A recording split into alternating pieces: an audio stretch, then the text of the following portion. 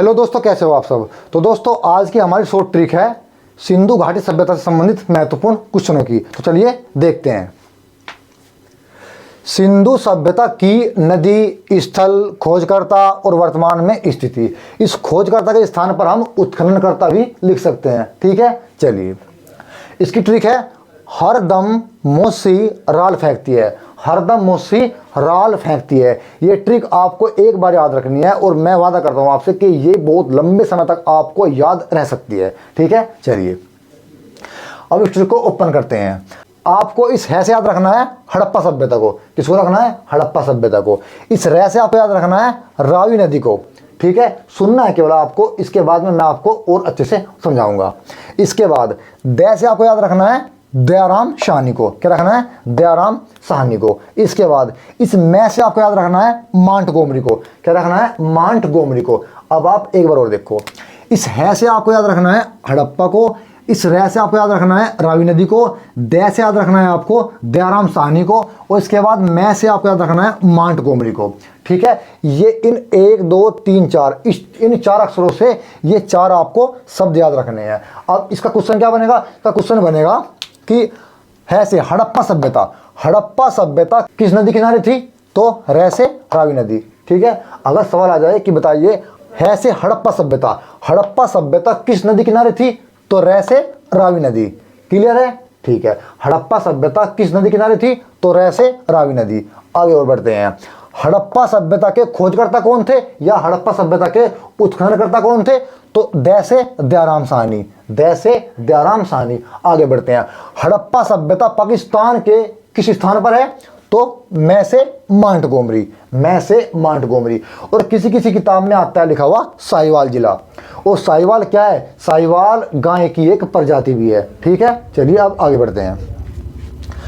मोसी राल, इस मैं से इस मो से याद रखना है आपको मोहनजोदड़ो। क्या रखना है? मोहनजोदड़ो। इसके बाद इस सी से याद रखना है आपको सिंधु नदी। क्या रखना है? सिंधु नदी को। इसके बाद रा से याद रखना है आपको राखल दास बनर्जी को। इस ले से याद रखना है आपको लड़कना। ये कहाँ है? तो ये पाकिस्तान का एक जिला है। आगे देखते हैं। अब इससे भी सवाल क्या बनेगा? तो इससे भी बिल्कुल सेम सवाल ऐसे ही बनेगा जैसे मैंने आपको ये हरदम में बताया था। क्या है? मोहनजोदड़ो किस नदी किनारे स्थित है? तो सिंधु नदी किनारे। अगर सवाल आ जाए कि बताइए मोहनजोदड़ो किस नदी किनारे है या थी, तो वो थी सिंधु नदी किनारे। इसके बाद मोहनजोदड़ो के खोजकर्ता या उत्खननकर्ता कौन थे? तो रे से राखलदास बनर्जी। रे से राखलदास बनर्जी। इसके बाद मोहनजोदड़ो पाकिस्तान के किस स्थान पर थी? तो को याद रखना है ले से लड़कना। ले से लड़कना। क्लियर है? मैं आपको एक बार और इस ट्रिक को समझाता हूं। क्या है से आपको याद रखना है हड़प्पा सभ्यता, रे से आपको याद रखना है रावी नदी, दे से याद रखना है दयाराम साहनी, और मैं से याद रखना है मांटगोमरी। सवाल आ जाए कि हड़प्पा सभ्यता किस नदी किनारे थी? तो रावी नदी। हड़प्पा सभ्यता के खोजकर्ता या उत्खननकर्ता कौन थे? तो दे से दयाराम साहनी। और हड़प्पा सभ्यता किस स्थान पर थी? तो मैं से मांटगोमरी। क्लियर है? ऐसे आगे देखते हैं। मैं से मोहनजोदड़ो। मोहनजोदड़ो किस नदी किनारे थी? तो सिंधु नदी। और मोहनजोदड़ो के उत्खननकर्ता या खोजकर्ता कौन थे? तो रा से राखलदास बनर्जी। और मोहनजोदड़ो किस स्थान पर थी? तो ले से लड़कना। ये कहाँ है? पाकिस्तान का एक जिला है। क्लियर है? ठीक है, अब आगे बढ़ते हैं। इसके बाद एक सवाल और बनता है। क्या? हड़प्पा सभ्यता की खोज हुई थी 1921 में और मोहनजोदड़ो की खोज हुई थी 1922 में। ठीक है, हड़प्पा की खोज हुई थी 1921 में और मोहनजोदड़ो की खोज हुई थी 1922 में। ये भी आपको याद रखना है। आगे देखते हैं।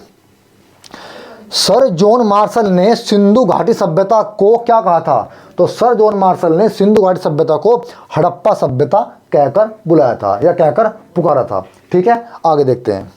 सिंधु घाटी सभ्यता के अन्य नाम क्या क्या है? तो सिंधु घाटी सभ्यता के जो अन्य नाम है ये आपको बहुत ही कम किताब में देखने को मिलेंगे, जो आपको यहाँ पे मिल जाएंगे। तो क्या था? सिंधु घाटी सभ्यता के जो अन्य नाम थे वो थे सिंधु सभ्यता, जो मैंने आपको बताया अभी। उसके बाद जो मतलब सबको पता है।